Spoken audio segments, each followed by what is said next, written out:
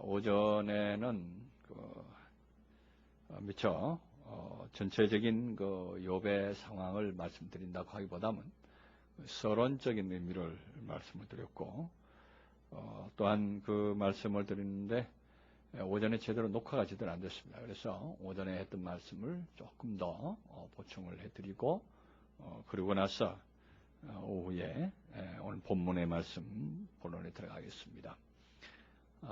이 욥기서를 대하게 되면은 우리는 항상 하나님께서 어찌하셔서 이처럼 의로운 사람, 이 참된 사람, 믿음이 좋은 사람에게 이처럼 환난을 주셔서 이처럼 큰 고난 가운데 거하게 했을까 하는 의구심을 떨쳐버릴 수가 없습니다.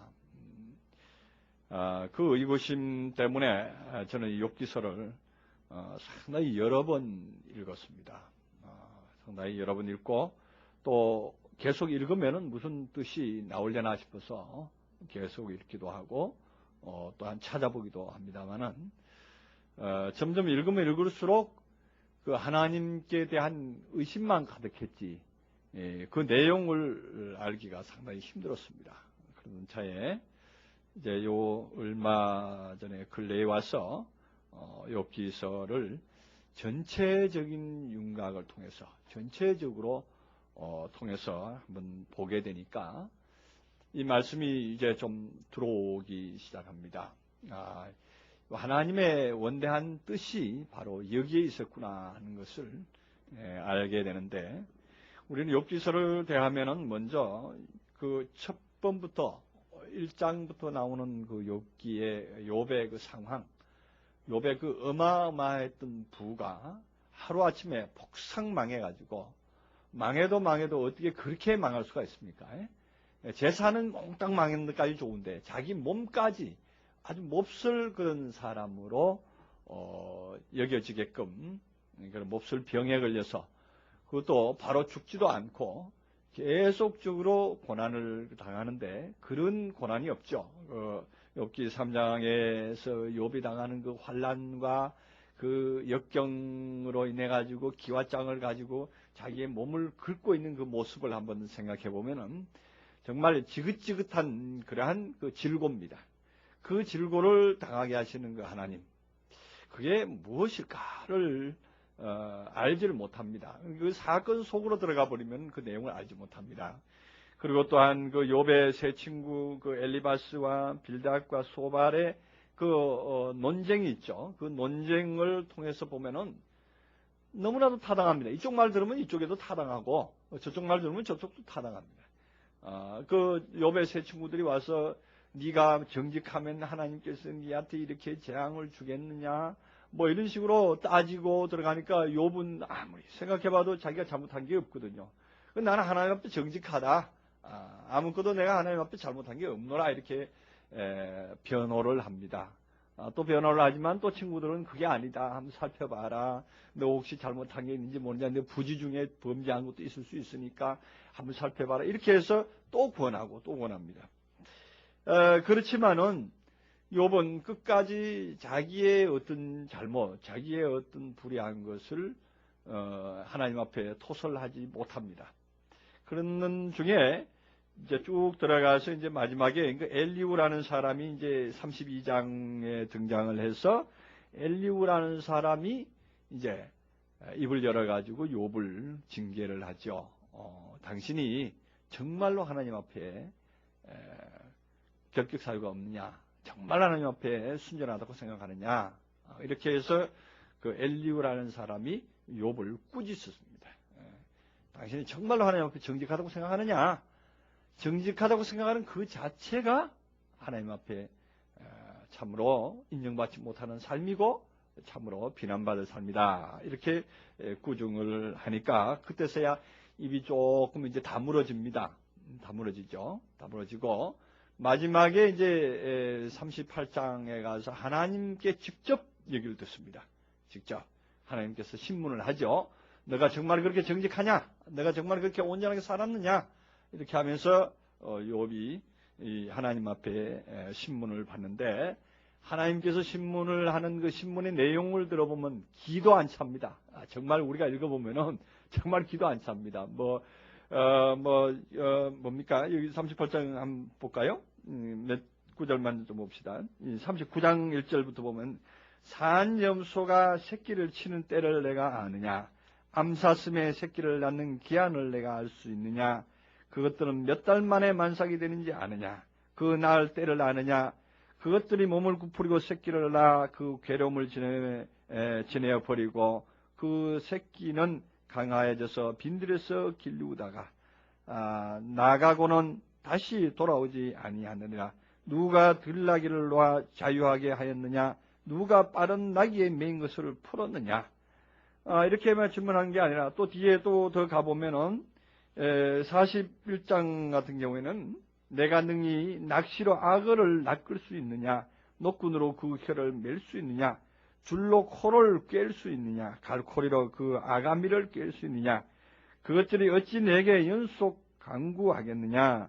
유순한 말로 내게 이야기하겠느냐? 이렇게 하고 그 악어의 상황과 그 들짐승의 상황과 여러 가지 동물들의 그 상황을 질문을 합니다. 근데 욥은 그걸 어디 악어를 한번 길러보기를 했습니까? 악어를 한번 낚아보기를 했습니까? 그러는데 그거를 질문을 합니다, 하나님께서.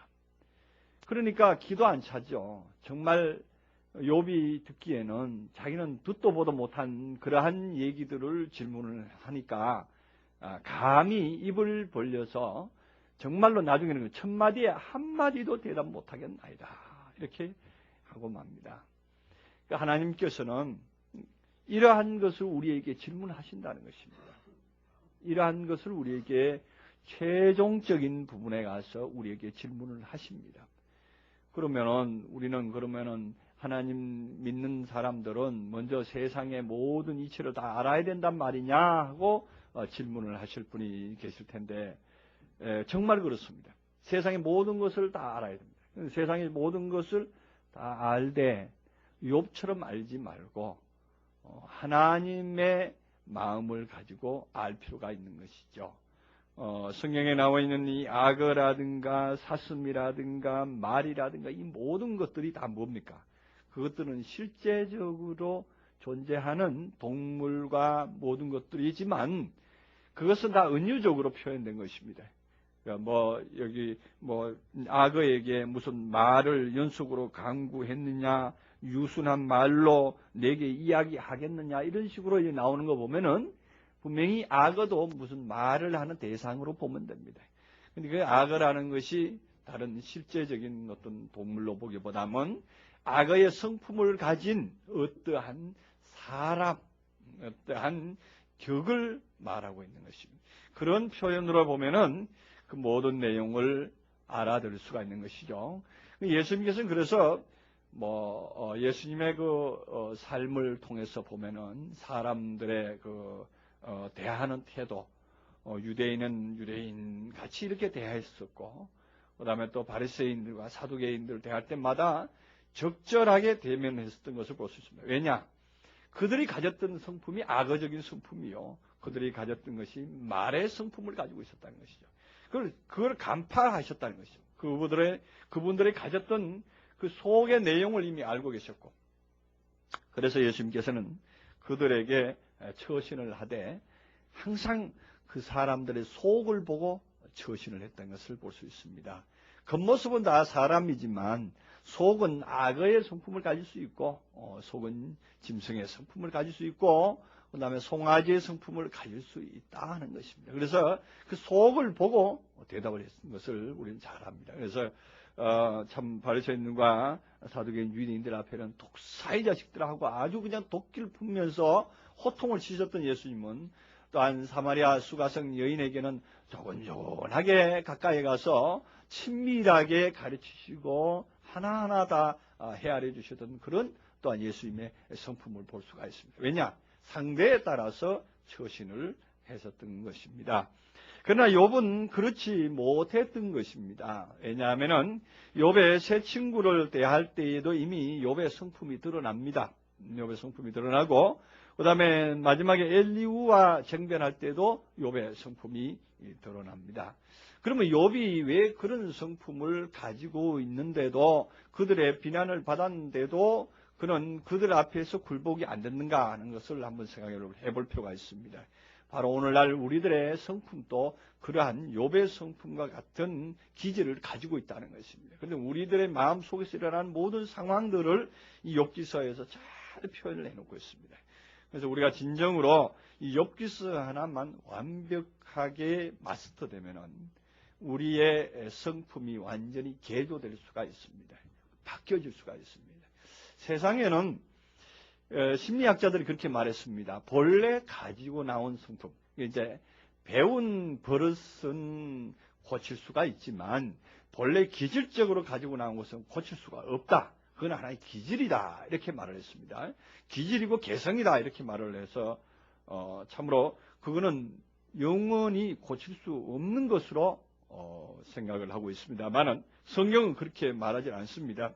성경은 우리가 베드로후서 3장에 보면은 하늘과 땅은 말씀으로 불사르기 위해서 간수하신 바 되었다. 이렇게 말씀을 하고 있습니다. 그래서 말씀으로 불을 사지르면은 안 탈 것이 없는 거예요. 그래서 예수님께서 내가 세상에 불을 던지러 왔다. 땅에 불을 던지러 왔다. 이렇게 말씀했던 것입니다. 그럼 불의 말씀, 예수님께서 주시는 그 불같은 말씀을 받으면은 변화되고 녹아지지 않을 것이 없다는 것을 말하고 있습니다. 그래서 세상의 어떤 학문, 세상의 어떤 교훈으로는 결코 사람을 변화시킬 수는 없습니다. 그러니까 거치장은 할 수가 있겠죠. 제가 조금 이제 비약적인 표현입니다만은 좀 새겨서 들으시면은 이해를 하실 겁니다. 무슨 얘기하면 철학을 한다든가 아니면은 뭐 도인수를 한다든가 아니면은 수양을 해서 얻어진 그 결과들을 이렇게 보면은 실제로 수양을 많이 하신 어떤 도승이라든가 도인들의 그 삶이라든가 그들이 써놓은 그 책들을 이렇게 읽어보면 그들의 성품이 나오지 않습니까? 근데 그들의 성품을 이렇게 보면은 성경적인 기준으로 놓고 이렇게 본다면 그들의 모습이 보입니다. 허점이 보인다 이런 얘기죠. 나름대로 거룩하고 나름대로 아름답다고 나타내고 표현되고 있는 모든 것들이 성경적으로 본다면 그것들은 하나의 치장에 불과한 거예요. 그 치장에 불과한 거예요. 이 포장에 불과한 거예요. 속은 그냥 가만히 있는 거예요. 예수님께서 하신 말씀이 유대인과 바리새인들 보고 너희는 회칠한 무덤이다 이렇게 말해요. 속에는 썩은 송장과 뼈들이 가득한데도 겉은 멀쩡하게 회를 입혀서 하얗게 보기 좋게 표백돼서 이렇게 보여준다는 얘기죠. 그런데 그러한 것들이 유대인과 바리새인만 있는 게 아니에요. 오늘날 모든 세상의 삶이 그쪽으로 그것이 위대한 삶이고 그것이 아름다운 삶이고 그것이 표준인 양 모든 사람들에게 이미 알려져 있고 모든 사람들은 그거를 지향하고 있다는 사실이에요. 그래서 그것이 세상에 가장 유력한 것이고 가장 아름다운 것이고 그것이 세상에서는 더 없이 위대한 것으로 성인으로 이렇게 처지고 있는 이런 상황입니다.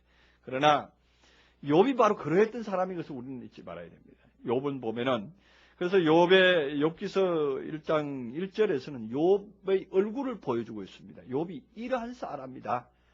이러한 모습을 가진 사람이다 하는 것을 성경적으로 표현해주고 있는데 우리는 이것을 놓치고 맙니다. 그 외부적으로 가졌던 재산이 이만큼 많고 욥의 상황이 이러이러한 상황이다 하는 것을 기술한 것처럼 이렇게 묘사를 하고 있기 때문에 우리는 그것을 그 세상적인 어떤 외적으로 가지고 있었던 재산의 정도가 이러했고 돈방에서 의인이라고 쳐줄 정도로 이렇게 위대한 사람이다 하는 것으로 우리가 이해를 하다 보니까 사실 욥기서가 바라는 그 포인트를 처음부터 놓쳐버리고 합니다. 그래서 우리는 욥기서를 대할 때 저는 항상 여러분들께도 말씀드리지만은 성경을 들어가면은 첫 부분과 마지막 부분을 주의해라. 가운데 부분은 첫 부분만 가득 잘 잡으면 마지막 부분은 자동으로 얻어지는 것이고 중간 부분도 자동적으로 살찜이 될 것이다. 이렇게 제가 늘 말씀을 드립니다. 그래서 여기서 1장 1절에서 5절까지 참 중요합니다. 이 부분을 우리가 면밀하게 또 검토를 해볼 필요도 있다는 얘기입니다. 그렇게 해서 그 1장 1절부터 읽고 그 부분 이후에 나타나는 사단의 역사, 그거를 또 우리가 잠깐 또 생각을 해볼 필요가 있습니다. 그래서 욥의 일단 상황부터 한번 살펴보면은, 저는 일단 이 욥의 상황을 제가 아까 서론에 말씀드렸듯이 모든 인류와 모든 세상 사람들이 지향하고 있는 외적인 모습을 표현해 주고 있는 것입니다.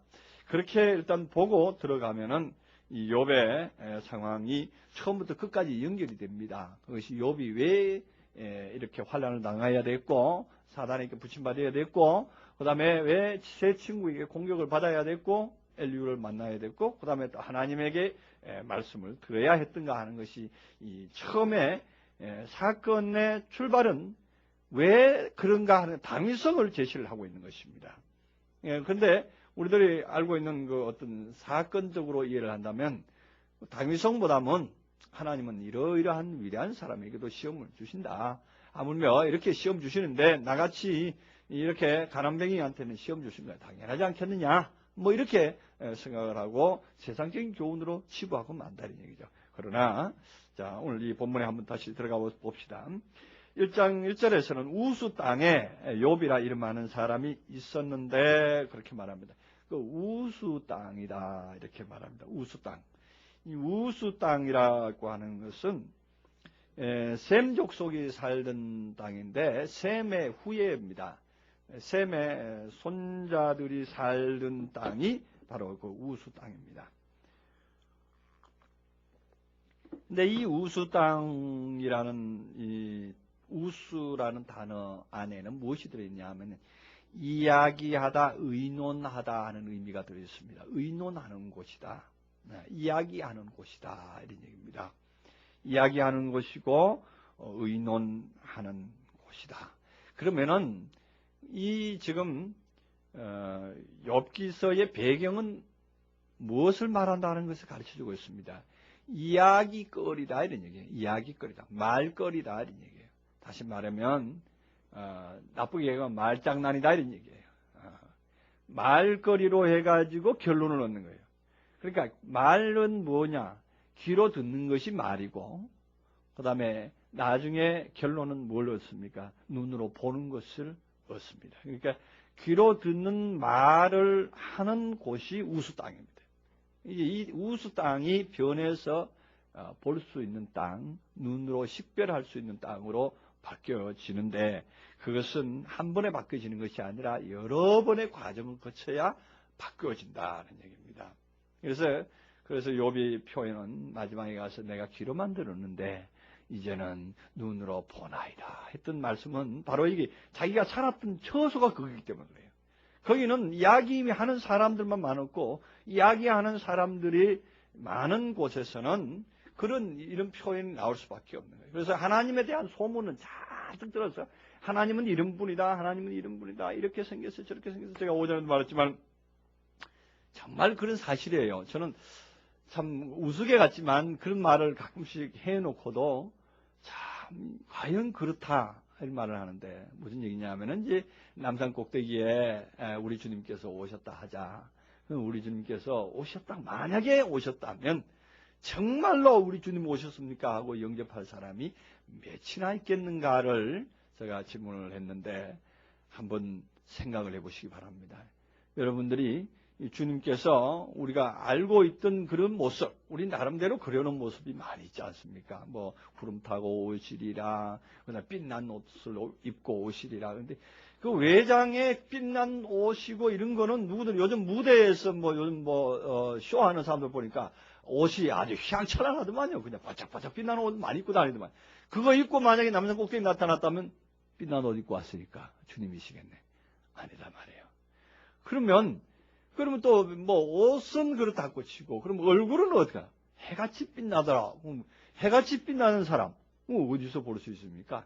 해같이 빛나는 사람 얼굴에 화장을 잘하고 아니면 조명과를 잘 받으면 해같이 환하게 빛날 수도 있습니다. 그 사람이 예수겠네. 아니다 말이죠.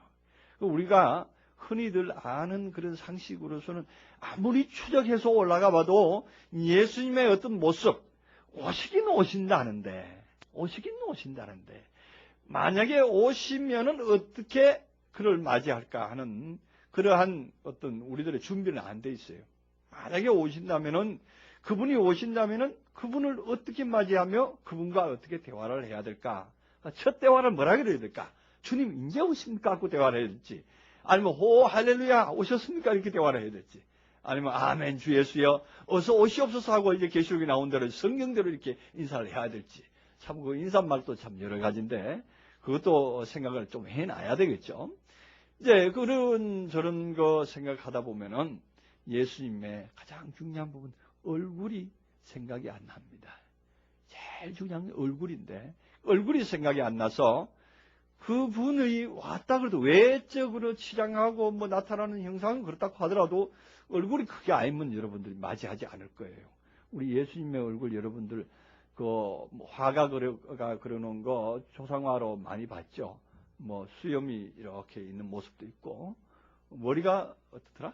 머리가 이렇게 길게 반곱슬로 반곱슬로 이렇게 내려온 그런 모습들.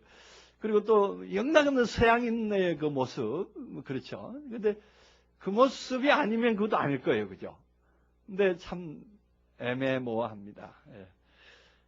마찬가지예요. 욥도 그런 상식을 가지고 있었던 사람이에요. 욥도. 왜? 말 많은 곳이니까 말로 많이 주워 들었어요. 왜냐? 한번 내용을 봅시다. 근데 그 사람은 순전하고 정직하여 하나님을 경외하며 악에서 떠난 자더라. 순전하고 정직하고 하나님을 경외하고 악에서 떠난 자다. 그런 지금 하나님을 어떻게 한다고요? 경외한다 그랬죠. 하나님을 경외한다. 맞습니다. 하나님을 경외하는 입장에서 보면은 참으로 이 사람은 완벽한 사람이었습니다. 그런데 2절에서는 그 소생이 남자가 7이요 여자가 3이다 그렇게 말합니다. 그 남자가 7이고 여자가 3이다 이 단어에서 이 지금 남자라는 단어는 벤이라는 단어를 썼습니다. 벤이라는 단어를 썼는데 우리가 창세기에 가보면은 창세기 2장 그 23절 24절에 보면은 그 하나님께서 아담이 잠들었을 때에 갈빗대를 취해 가지고 여자를 만들었죠. 그래서 남자에게서 취했으므로 여자라 하리라 했던 그 여자는 뭐냐면 이샤입니다. 이샤라 그러죠. 이샤라고 나오는데 이샤고 그 남자는 뭐냐? 남자는 이시 이렇게 됩니다. 이시라고 발음을 합니다. 그런데 오늘 이 부분에서는 남자라는 단어가 이시라고 쓰지도 않고 여자라는 단어도 이샤 이렇게 쓰지도 않고 뭐라고 썼냐면 남자는 벤 이렇게 썼어요. 벤이라고 썼고 여자는 바트라는 단어를 썼습니다. 거기에서 핵심이 있습니다. 남자라는 단어가 뭐냐면은 왜 벤이냐 하면 벤이라는 단어는 아들이라는 얘기거든요. 그 남자와 아들과는 달라요. 단어 자체가 다릅니다. 근데 왜 이 한글 번역할 때는 아들이라는 단어를 쓰질 않았느냐? 우리가 흔히들 할 때는 뭐 아들이나 딸이나 뭐 문제가 되냐 이렇게 되면 남자라 말하는 것이냐 딸이라고 말하는 아들이라고 말하는 것이냐 그 말이 그 말 아닌가 이렇게 생각했지만 그렇지 않습니다. 이게 해석을 해보면은 천지 차이입니다. 이 벤이라는 남자라는 얘기는 뭐냐면은 아들이라는 얘기는 뭐냐면 세웠다 이런 얘기예요. 세웠다. 욥의 일생 동안에 세워진 삶의 어떤 탑이 7등급이더라 이런 얘기예요. 7의 수준에 이르렀다 이런 얘기예요. 그래서 이 벤으로 계속적으로 쌓아올린 욥의 생애에 쌓아올린 탑이 7층이다 이런 얘기예요. 7층이고 그 다음에 여자라고 하는 바드, 이 바드는 딸인데 딸은 뭐 그릇이거든요. 그릇, 다시 말하면 이제 그 남자는 탑으로 쌓는 것이고 여자는 그릇을 담는다 이런 의미를 가지고 있거든요. 그래서 담다 하는 얘기예요. 그래서 우리들 한국에도 여자를 보고 밭이다 이렇게 하잖아요. 뭐 씨가 좋아야지, 뭐 밭이 좋아야지 하면서 그런 말하는 이거 밭, 그 무엇을 담는 거예요. 그리고 보니까 밭이라는 단어가 바트라는 단어 비슷하네. 히브리어 바트, 바트.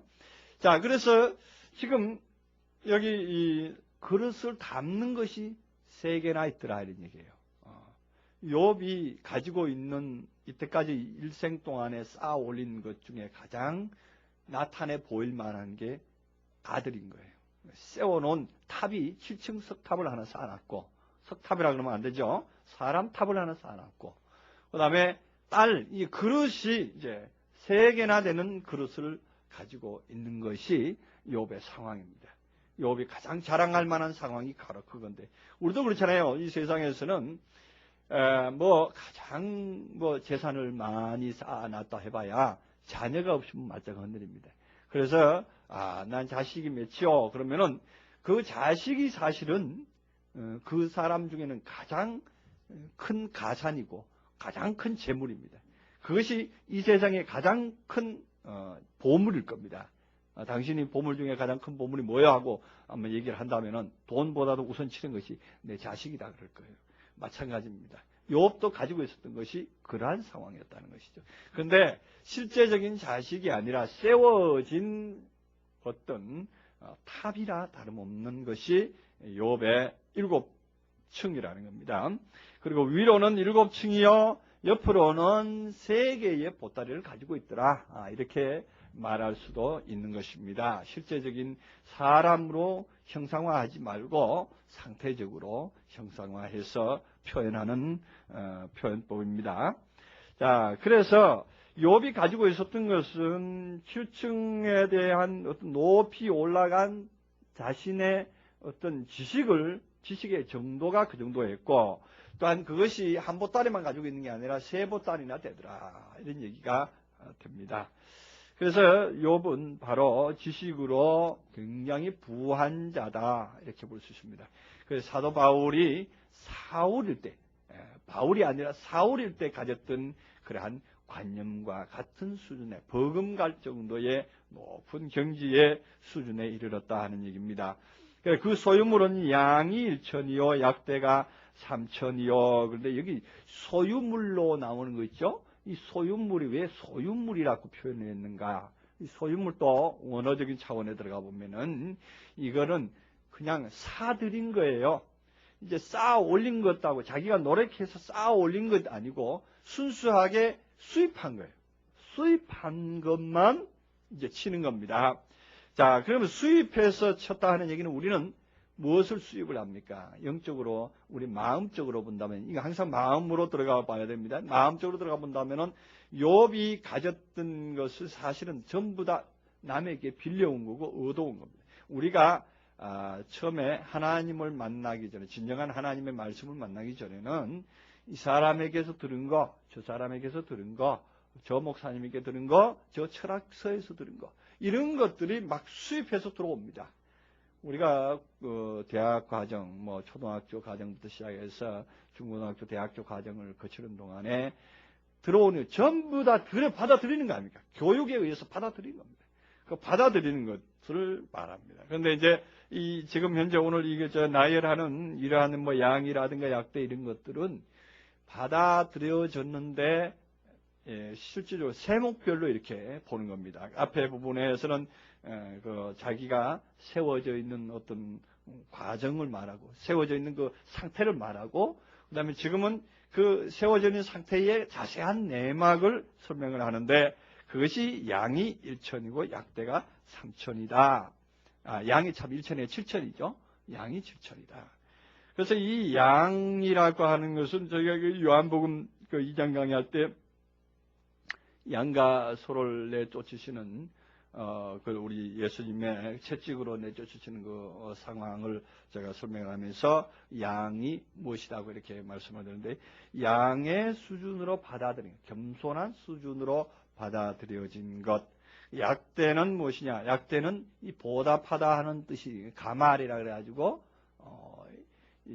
보답하다 하는 의미가 있거든요. 뭐를 이제 하다못해 남에게 뭘 베풀 수 있는, 남에게 뭔가를 나타내서 줄 수 있는, 나누어 줄 수 있는 그러한 것이 3천이다 이런 얘기입니다. 3천이요. 소가 500결이다. 500결이 그러면 500마리를 얘기하는 거예요. 500짝이다. 500짝이다. 500짝. 그러면 항상 뭡니까? 소는 우리가 일하는 그 짐승이기 때문에 소는 우리가 요즘에 와서는 소는 잡아먹는 걸로 이렇게 생각하고 육식에 영양을 보충하는 걸로 이렇게 생각을 하는데 사실은 성경에서 소는 항상 일하는 걸로 나옵니다. 그래서 사도 바울도 일하는 소에게 멍에를 씌우지 마라 이렇게 말하며 정말로 소에게 대한 말이겠느냐? 전혀 우리에게 한 말이 아니겠느냐? 이렇게 말하면서 소의 상황은 바로 일하는 자다 이런 얘기입니다. 그래서 일할 수 있는 상황이 일할 수 있는 말씀의 수준이 500결이다 이런 얘기입니다. 500결이다. 500결이라고 하는 것은 남에게 무엇인가 줄 수 있는 구원의 복음을 아니면 무엇인가 더 살찌게 하는 그러한 것이다 이런 얘기죠. 이제 자신만 살찌는 게 아니라 남에게도 살찌울 수 있는 그러한 파워가 가졌다 이런 얘기입니다.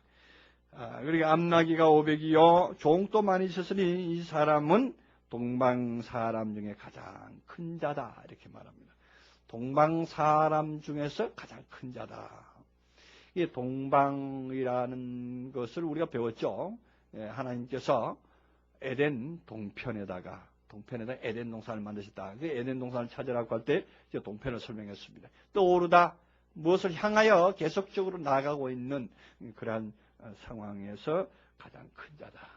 그러니까 뭐를 향해서 가고 있는 상황.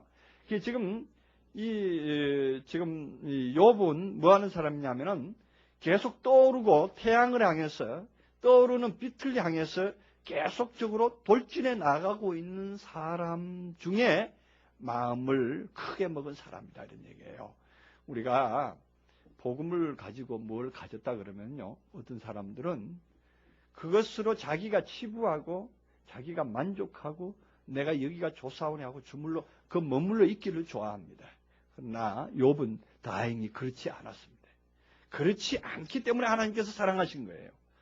거기에 머물러 있고 더 이상 나는 수용할 능력이 없어, 더 이상 말씀이 필요 없어 하고 머물리는 사람이 상당히 많습니다. 하나님을 경외하고 하나님을 진정으로 사랑하는 사람은요, 머물러 있을 수가 없습니다. 계속적으로 말씀을 주신 분입니다.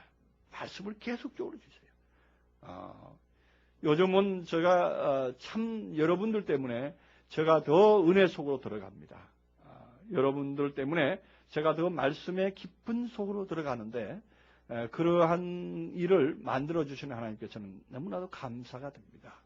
왜냐하면은 그 말씀을 받을 만한 그릇이 있어서 받을 만한 분들이 계셔서 그 말씀을 만들어내야 될 또 직무가 있거든요.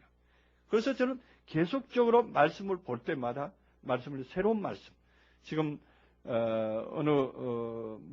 꼭 나를 자랑하는 것 같았습니다만 제가 늘 말씀을 할 때는 새로운 말씀으로 합니다.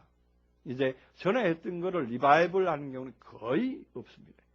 순전히 새로운 것을 창작에 의해서 말씀을 한다는 것입니다.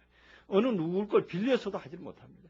어쩌다가 시간이 없어서 인터넷이나 이런 데서 어떤 유명한 목사님 설교를 한번 좀 빌려서 해볼까 하고도 마음 먹어보지만 빌려서 이렇게 테이블 위에 갖다 놓고 읽어 내려가 보면요, 그건 완전히 염불하는 것 같아서 이거 영 되질 않습니다. 그래서 제가 한번 저쪽 교회에 있을 때 한번 그렇게 했다가 망신을 한번 되게 당한 적이 있는데 사실 그래요. 그럴 수가 없는 거예요. 우리는 체질적으로 그럴 수가 없는 거예요.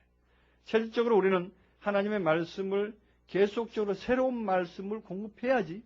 우리는 그렇지 않습니까? 매일 새로운 음식을 공급을 받아야지. 똑같은 식은 밥 그거 먹어봐야 별로 그렇게 영향이 되질 않습니다. 마찬가지로 새로운 밥을 새로 해서 먹는 그런 습관이 되어 있다 보니까 그래서 그런지 우리 식생활도 그렇게 됐습니다. 새로운 밥을 해먹기를 좋아하다 보니까 식은 밥을 잘 안 먹게 되는데, 자, 그래 어쨌든 이 욥은 동방에서 큰 자다 하는 얘기는 동방을 향해서 계속적으로 자라나가고 있는 상황. 동방 박사와 같은 사람이죠. 우리가 마태복음 강의할 때도 나오는 그 동방 박사들이 계속 별을 찾아서 이동하잖아요. 별을 따라서 계속 이동합니다. 욥이 지금 오늘 이 말씀을 통해서 쭉 나오는 이게 시작인데 여기서부터 이제 쭉 이제 한 걸음 한 걸음 하나님을 향해서 하나님을 보기 위해서 한 걸음 한 걸음 돌진해 나가는 그러한 모습을 그리고 있습니다. 그래서 바로 동방에서 가장 큰 자다, 열심을 내는 자다. 동방을 향해서 온전한 그 빛의 세계를 향해서 열심으로 달려가고 있는 큰 마음을 가진 사람이다. 이런 얘기입니다. 자, 그 다음에 이제 그 4절에 아이들들이 자기 생일이면은 자기 각 집에서 잔치를 베풀고 그 누이 셋도 청하여 함께 먹고 마심으로 그 잔칫날이 지나면 욥이 그들을 불러다가 성결케 하되 아침에 일어나서 그들의 명수대로 번제를 드렸으니 이는 욥이 말하기를 혹시 내 아들들이 죄를 범하여 마음으로 하나님을 배반하실까 함이라 이렇게 말합니다. 지금 그 아들들을 향하는 아들들을 대신해서 번제를 드려주는 그러한 욥입니다.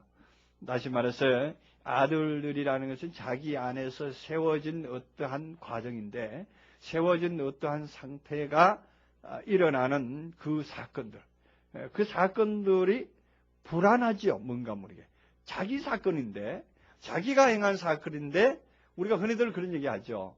우리가 알게 모르게 우리 대표 기도할 때 보면은 그런 기도 많이 하는데 일주일 동안에 우리가 알고 지은 죄 모르고 지은 죄 사하여 주옵시고 하고 이런 기도를 하는 걸 많이 볼 수가 있는데 우리가 그런 것은 자신 없는 기도예요. 사실은 자기가 행하는 그 일에 대한 그 책임도 제대로 지지 못하는 그런 상황인데 진정으로 하나님을 믿고 의지하는 상황이라면 그러한 기도보다는 좀 더 실질적인 기도가 하나님께서는 듣기를 원하실 겁니다. 모르고 지은 죄가 뭐 있겠느냐. 바로 오늘 이 욥도 그런 것입니다. 자신이 세우고 자신이 삶을 살아가고 자신이 세워진 어떤 그 과정을 지내는 동안에도 자기가 혹시 모르고 지은 것이 있을까? 혹시 실족한 것이 있을까? 그럼 분명히 말해서 확실치 않는 믿음 안에 있다는 얘기입니다. 확실치 않은 믿음 안에 있기 때문에 번제를 드리고 있는 상황입니다. 그렇습니다. 오늘날 또 우리가 하나님을 믿고 있으면서 하나님 앞에 떳떳하지 못합니다. 떳떳해서 떳떳한 삶으로서 하나님 앞에 당당히 나가지 못하고 우리는 아직도 날마다 하나님 앞에 가면 왜 자꾸 작아지는지 자꾸 작아지는 게 있죠. 우리 유행가 가사처럼 그대 앞에 서면 왜 자꾸 작아지는가 그러더니 누가 또 오늘 지난번에 한번 그러더라고요. 그대 앞에 서면 작아지는 그런 느낌. 그러니까 우리 하나님 앞에 가면 괜히 작아지는 그러한 분들을 볼 수가 있는데 우리가 기도할 때 보면은 우리 성도님들이 특히나 주의해야 될 부분들이 그것입니다. 하나님 앞에 우리가 아들이면은 아들답게 당당할 필요가 있습니다. 왜 떳떳하지 못한 건 모르겠어요. 괜히 그냥 엎드려서 주야 난 죄인입니다 하고서 그냥 눈물 콧물 흘리고 그러는데 그것도 물론 어떨 때는 그런 때도 있겠죠. 우리가 범죄를 안 할 수가 없으니까 그렇게 해서 또 할 수도 있겠지만 주야장창 맨날 만나기만 하면 그냥 그것만 하고 있을 때 우리 하나님께서 보실 때 야 저놈은 맨날 그냥 가서 죄만 짓고 죽이지 그냥 하나님 눈에도 자칫하면 어긋날 거예요. 왜냐하면 밉상을 보인단 말이에요. 밉상을 잘못 보일 수가 있어요. 근데 우리는 하나님의 아들입니다. 그러니까 그렇게 하실 분은 이제 할 말이 있죠. 어떤 바리새인과 세리가 기도하는 것을 마태복음에서 표현되고 있잖아요. 바리새인의 기도는 주야 나는 일주일에 몇 번씩 금식하고 11조를 맨날 드리고 하는 기도와 그 다음에 세리는 주야 나는 죄인으로소이다 하고 하늘을 우러러보지도 못하고 하는 이런 기도가 거기에 있으니까 그 기도가 좋느니라 그 기도가 샘플이니라 이렇게 하고서 그 기도를 지향하고 그 기도를 그대로 받아들이는 분이 계시는데 그는 그 상황에서 예수님께서 설명을 하신 것입니다. 그러나 우리가 진정한 믿음 안에 있고 진정한 아들 안에서 하나님의 아들로서의 위치에 있다면 그런 기도보다는 아들로서의 당당한 기도가 필요합니다. 아들은 우리가 아들을 키워보지만 때로는 참 부모한테 참 꾸중 들을 짓도 하지만 때로는 이쁜 짓도 많이 하잖아요. 귀엽고 이쁘고 그렇잖아요. 그럼 그럴 때에 이쁜 짓 좀 하나님한테 하고 하나님 나 이쁜 짓 했습니다 하고 또 당당하게 말할 수도 있잖아요. 근데 그런 일이 한 일이 없는가 봐. 왜 그러냐 하면은 그것은 마음먹기에 달린 거예요. 종의 자리에 마냥 앉아있다 보니까 하나님을 감히 이 아버지라고 부르긴 하지만 자신은 어디에 있느냐? 종의 자리에 앉아있어서 마냥 하는 것이 종의 짓이라 하고 있다 보니까 상상을 못하는 거예요. 감히 상상을 못하는 거예요. 옛날에 우리가 그 시골에 살던 분들은 잘 알죠. 어떤 머슴이라는 제도가 있었잖아요. 머슴을 몇 사람 거느리고 있는, 저희 집은 가난해서 머슴을 두고 사는 사람까지 아닙니다만, 이웃집이 아주 부유한 집이 하나 있었는데, 머슴을 셋이나 뒀다고요. 어떤 집은 12명까지도 머슴을 두고 있는 모였는데, 그런 집도 있던데, 옛날에는 그렇다 그러더라고요. 그런데, 머슴을 셋 두고 있었는데, 그 머슴이, 나하고 또래된 그 집에 아들이 있었는데, 그 아들을 대하기를 정말 상견대 하듯 합니다. 머슴이 나이가 그때가 한 40쯤 되는데 그 아들이 야 가자 그러면 그리고 야자 틀어 그 머슴 보고 완전 종이니까 아들과 종의 차이는 그런 거예요. 그 머슴 보고 야 가자 그러면 가고 괜히 뒤에 가면서 발로 툭툭 차고 그 어른을 보고 말이에요. 발로 툭툭 차고 그러는데도 나는 볼 때 도저히 그 사람 저걸로서는 그 이해가 안 되는 그런 대목인데도 정말 우리 영화에서나 받는 그런 것들잖아요. 영화에서는 우리 흑인들이 미국 백인 사회에서 종 노릇하는 그러한 광경들은 정말로 사람의 짓인가 싶을 정도로 짐승과 거의 다를 바 없는 그런 삶을 살고 있는 그들의 그 상을 우리는 영화를 통해서도 한번 본 적이 있는데 그런 삶이 머슴과 아들의 삶의 차이입니다. 그런데 머슴의 삶으로 완전히 길들어 있는 그리스도인들이 너무 많습니다. 그러다 보니까 그 아들의 지위는 감히 상상도 못하는 거예요. 아들의 지위는.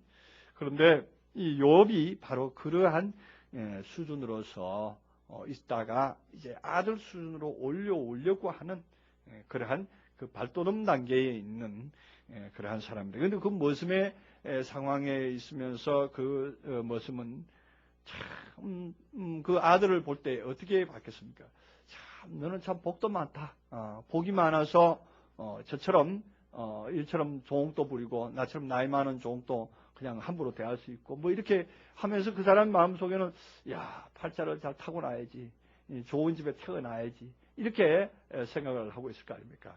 그러나 소망은, 그때는 인생살이에서는 진짜로 그 어떤 소망을 가져도 그 소망을 이룰 수 없지만 여기에 하나님 나라에서는 소망을 가지면 이룰 수가 있는 것입니다. 욥은 소망을 가졌던 분이에요. 왜냐? 동방에서 큰 자로 소문이 나 있던 사람이기 때문에 하나님을 향해서 열심히 살고 있는 사람이기 때문에 가능했습니다. 자, 그래서 욥이 이제 이처럼 이런 환경 가운데 있었고 욥의 얼굴 모습이 이러한 분이다 하는 것을 지금 1절부터 5절까지 소개를 하고 있습니다. 자, 그 다음에 이제 6절부터는 이제 하나님의 아들들이 와서 여호와 앞에 섰고 사단도 그들 가운데 왔는지라. 이제 아들이 딱 나옵니다. 하나님의 아들들이 나옵니다. 진정으로 하나님의 아들들이 나오고 사단이 나오고 이제 하나님이 나오고 그 다음에 욥은 제3자로 저 밑에 이제 밀려나서 그러면 욥은 그럼 뭐냐? 욥은 뭐냐 하는 것이 이제 생각을 하게 되겠죠. 자, 욥은 아직 하나님의 아들들과 같이 어깨를 겨누고 있을 만한 위치가 아니었던가 봅니다. 왜냐하면은 하나님의 아들들이 와서 여호와 앞에 섰는데 욥은 없더라 이런 얘기죠. 욥은 여기 들어있지 않기 때문입니다. 그리고 사단도 이제 와서 그 가운데 섰고 하나님이 사단에게 이제 이르러서 사단이 여호와께 가로되 땅에 두루 돌아 여기저기 다녀왔나이다 이렇게 말하죠. 하나님은 사단에게 묻습니다. 너가 어디로 갔다 왔느냐 묻습니다. 사단에게. 왜냐? 하나님은 사단에게 일거리를 줬기 때문입니다. 너는 이리 돌아오라, 이리저리 돌아오라 그렇게 했기 때문입니다. 사단은 가만히 있지 못해요. 항상 이 사람 마음에 들어가서도 수석거리기도 하고 저 사람 마음에 들어가서 수석거리기도 하고 이 사람의 환경 가운데 가서도 수석거리고 저 사람의 환경 가운데 바빠요. 너무 바빠요. 사단은. 바쁜 그 일을 하는 존재가 사단입니다. 그래서 우리들 마음 안에서 사단이 들어오면은 마음이 막 요동을 칩니다. 요렇게 할까 저렇게 할까 이렇게 하면 좋을까 저렇게 하면 좋을까 순간순간 바뀌게 됩니다. 그래서 종잡을 수가 없죠. 그 일이 사단이 이리저리 다니는 거예요. 땅이 뭐 얼마나 넓어서 이렇게 다니기도 하겠지만 우리 마음 땅이 넓어요. 정말 넓어요. 한번 생각해 보면은 이 생각도 담아 놓을 수 있고 저 생각도 담아 놓을 수 있고 이런 모양도 담아 놓을 수 있고 저런 모양도 담아 놓을 수가 있으니까 정말 그거를 펼쳐 놓으면은 이 지구보다 더 클 거예요. 정말 더 큽니다. 구석구석에 별의별 생각이 다 들어 있으니까 구석구석에. 그래서 우리들의 그 마음 땅을 이리저리 두루 다니는 존재가 사단이다 하는 것입니다. 그래서 이 사단의 마음과 아들의 마음, 두 마음이 한 존재 속에 들어가 있는 겁니다. 사실은. 그리고 이제 욥의 상황은 하나의 자아다 이렇게 볼 수가 있죠. 지금 이 사단과 하나님의 아들과 또한 하나님 이 셋이 사실은 어디에 있느냐면 우리 마음 안에 아까 제가 펼쳐놓은 마음이 굉장히 넓었죠. 우주적인 마음이었습니다. 그 우주적인 마음 안에 요게 다 존재를 합니다. 요 다 존재를 넣어놓고 출발을 하면은 이제 이 뒤에 있는 모든 말씀들이 상당히 이해가 빨리 올 겁니다. 결과적으로 욥의 세 친구가 어디 다른 게 있는 게 아니라 욥의 세 친구가 자기 안에 있는 것이고, 그다음에 또한 사단이 장난을 하고 뭘 하고 하는 것도 다 자기 안에서 일어난 사건이고, 그다음에 욥에게 악창이 나서 그 부스럼으로 말미암아 기와 짱으로 끓는 것 그것이 다 다른 것이 아니라 내 마음 속에서 일어나는 갈등의 부스러기들이 돋아오르니까 팔딱팔딱 뛸 정도로 가려운 거예요. 우리 마음이. 그런 거예요. 우리 마음에서 그게 가만히 있으면 되는데 우리가 듣는데 긁어서 듣는다 그러잖아요. 긁어서 부스럼 만든다 그러는데 이 긁어서 부스럼을 만드는 존재가 사단이고 그것이 괜히 가만히 있으면 됩니다. 우리가 진리의 길을 가고 하나님의 길을 가는데 그대로 우직하게 가는 분들이 믿음으로 빨리 성장하는 것을 볼 수 있습니다. 그런데 오히려 그냥 말씀 가지고 해끄닥 하는 분들일수록 더 많은 고통을 겪는 것을 볼 수 있습니다. 그냥 우직하게 뜸직거니 이제 주님께서 주님 앞에 나 죽고 내 하고 이제 나가다 보면은 결국에는 그의 모습을 볼 수가 있습니다. 그러나 이 안에서도 말씀 조그만 거 탁탁 걸리면 그거 가지고 그냥 파다파다 뛰고 그거 가지고 하다 보면은 그걸로 말미암아 더 신합니다. 자기에게 더 신합니다. 그래서 그걸 가지고 또 어떻게 기와장이 필요하죠. 기와장으로 긁어야 됩니다. 기와장. 기와장 생각하니까 그 생각나죠. 이제 들컷에 들고 예수님께로 갔더니 사람이 많아서 들어갈 수가 없는데 기와장을 뜯고 이제 들어갔죠. 집에 기와장을 뜯고 이제 들어갔는데 그때 제가 설교하면서 그 말씀 드렸는데 여러분 기억할지 모르겠습니다. 사람 집 안에 앉았는데 기와장을 뜯으면 부스러기가 떨어져서 머리에 그냥 난리가 나고 다 집 무너진 줄 알고 사람들 다 도망갈 텐데 그 기와장은 어떻게 돼가지고 그대로 있었을까 이렇게 하면서 의문을 제시를 했는데 그 기와장이라는 것이 실제적으로 존재하는 기와장일 것 같았으면 도저히 안 되는 거죠. 근데 이제 사람들이 둘러서 있는 그 어떤 집에 뚜껑이잖아요.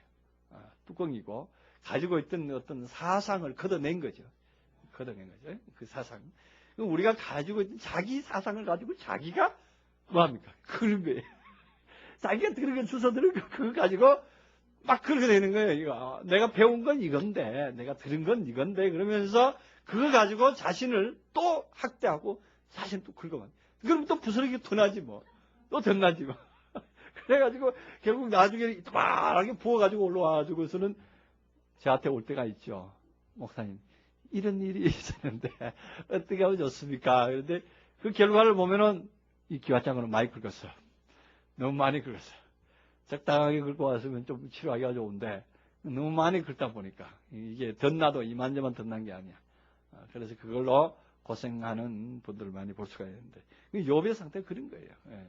그런 상태로 해서 또 죄에 앉고, 죄에 앉으면 이제 회개의 상징이고 모든 걸 불태웠다고 생각하는데, 그 죄에 앉았다는 얘기가 그거예요. 우리가 불태웠다, 내 정과 욕심을 다 불태웠다 하지만 아직 찌꺼기는 남아있는 거예요.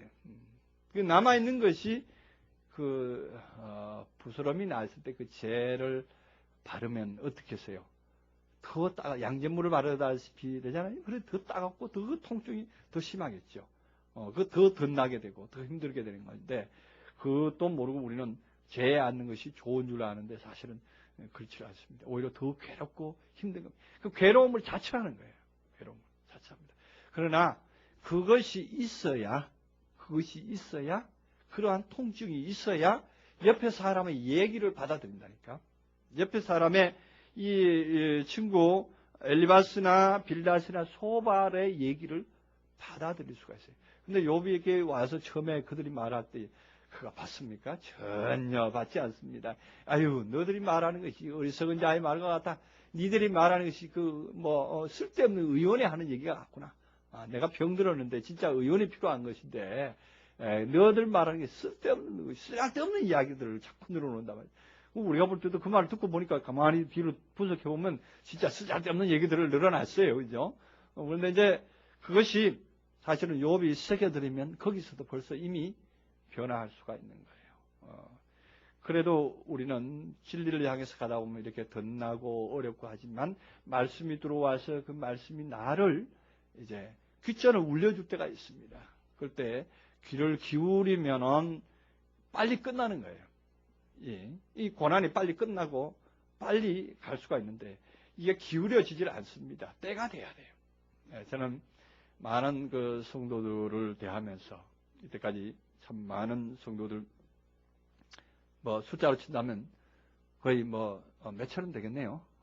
지금은 몇 안 되지만 근데 그 몇천 원 되는 사람들을 이렇게 대하면서 그들의 오고 간물 저는 조금도 미련을 두어보지는 않았습니다. 어떤 분들은 그래요. 아이고 목사님 그 사람 좀 잡지 왜 이렇게 못 잡았습니까? 이렇게 하시는 분들 계시는데 때가 안 된 거예요.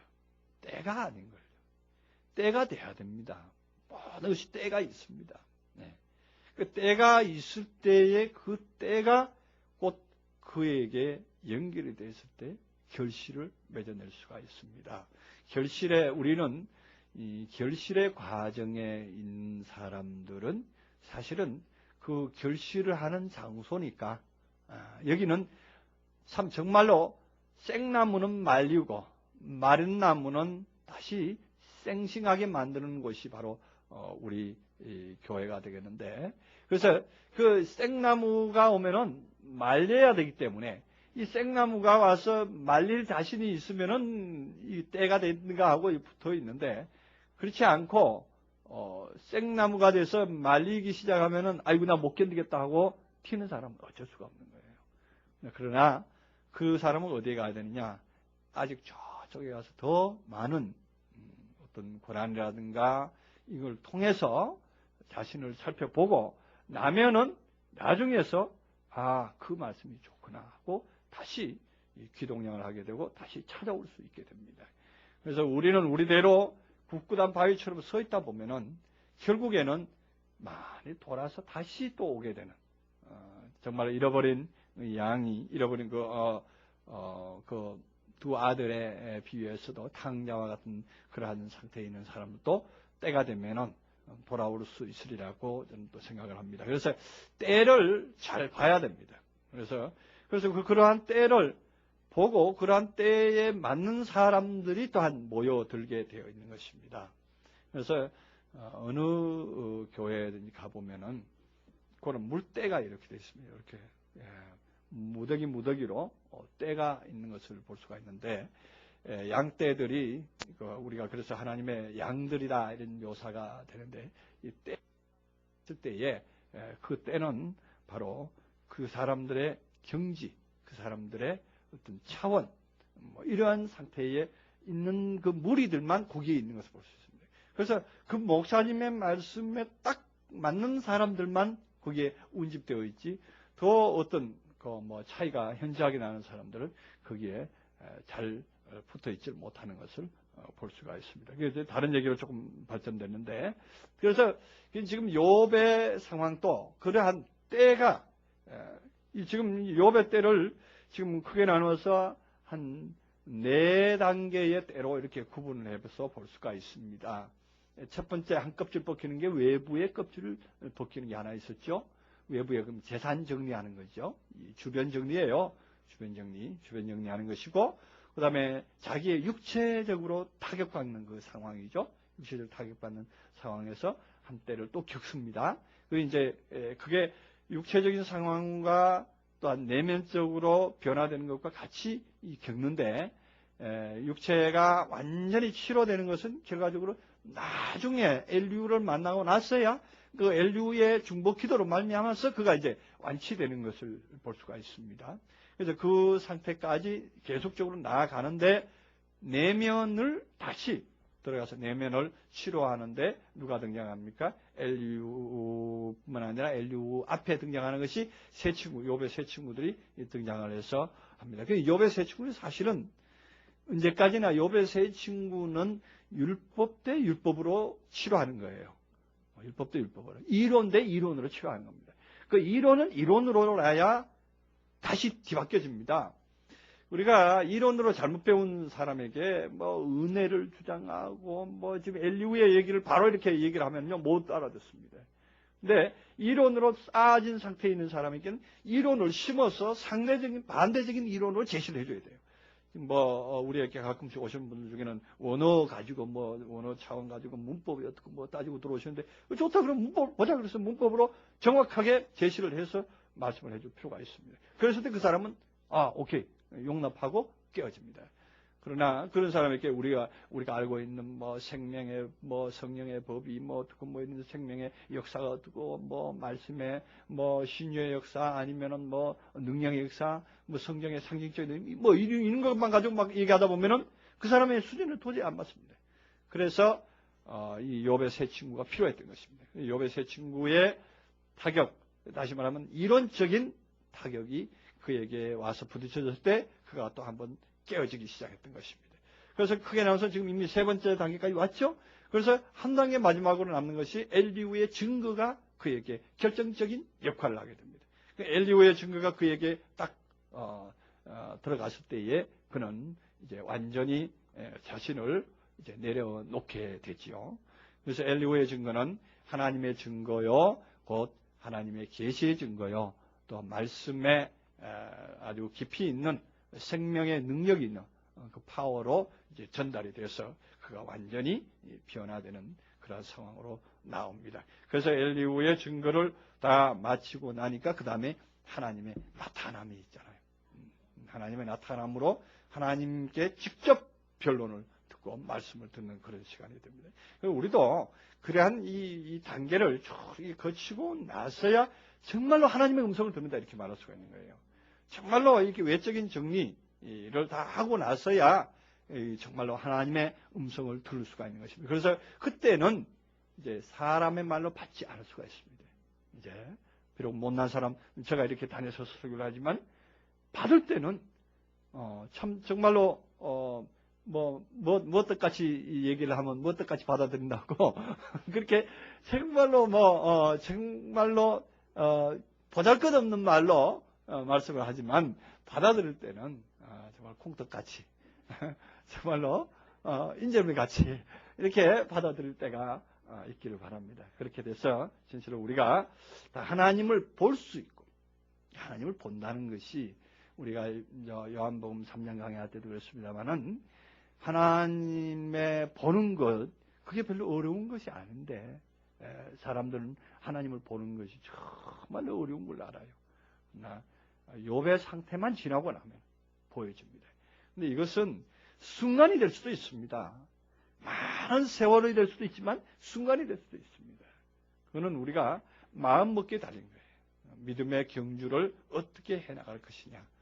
우리는 어차피 우리가 한 배를 탔고 이 말씀 안으로 들어가기로 결심한 여러분들은 진정으로 이제 욥의 이 면밀한 상황들을 하나하나 잘 분석을 해서 자신의 것으로 받아들여서 자신 안으로 조명해서 그 말씀을 풀어나가다 보면 정말로 은혜가 됩니다. 그래서 그것이 나의 사건이 되어서 나를 그 상황으로까지 이끌고 갈 수 있는 힘이 생깁니다. 그럼 무언가 우리 알아야만이. 우리가 늘 말씀드리지만 무슨 전자제품 하나 샀다. 우리 저 키보드도 하나 연구하는데 이 키보드 매뉴얼을 제가 자세히 볼 줄 몰라가지고 음료를 이렇게 택하는 것도 잘 조율이 안 되더라고요. 그런데 매뉴얼을 정확하게 봐서 분석을 해보면, 제가 아직 시간이 없어서 밑에 분석을 안 했는데, 분석을 해보면은 금방 사용법을 알게 됩니다. 아무리 외제라지만은 우리가 또한 분석을 해서 보면 알 수 있듯이, 우리도 하나님의 나라에 가는 방법도 그 매뉴얼대로 하면은 그대로 우리가 갈 수 있다는 것을 확신하시기 바랍니다. 특히 이제 이 마지막으로 한 가지 더 부탁드리고 싶은 것은 이 욥기서가 쓰여진 연대는 창세기가 쓰여진 연대와 맞먹습니다. 그리고 창세기의 어법이 이 욥기서의 어법과 거의 일치합니다. 그렇기 때문에 이 욥기서는 굉장히 높은 수준에 있는 사람이 욥기서를 썼다 이렇게 볼 수가 있습니다. 창세기도 우리가 볼 때에 참 의미가 깊잖아요. 영적인 의미가 깊고 영적인 어휘를 많이 사용을 합니다. 근데 지금 창세기의 어휘나 욥기의 어휘나 거의 비슷한 어휘를 쓰고 있기 때문에 같은 사람이 썼다고 저는 이렇게 보기까지도 합니다. 그러나 학자들은 달리 표현하는 분도 계시는데 어쨌든 그러한 그 표현을 썼기 때문에 창세기 관점으로 욥기서도 풀어볼 필요가 있다 이런 얘기입니다. 그래서 제가 욥기서의 상황의 전개 과정을 제가 실제적인 상황으로 풀지 않고 마음의 상황으로 비춰봅니다. 그 창세기를 우리가 마음의 상황으로 비춰서 말씀드리듯이 욥기서도 그렇게 풀어보면은 정말로 은혜로 생명의 말씀으로 우리에게 올 줄로 믿습니다. 기도하시기 바랍니다. 은혜로우신 하나님 감사합니다. 이처럼 귀한 역사, 귀한 능력, 귀한 말씀을 우리에게 나타내주셨습니다.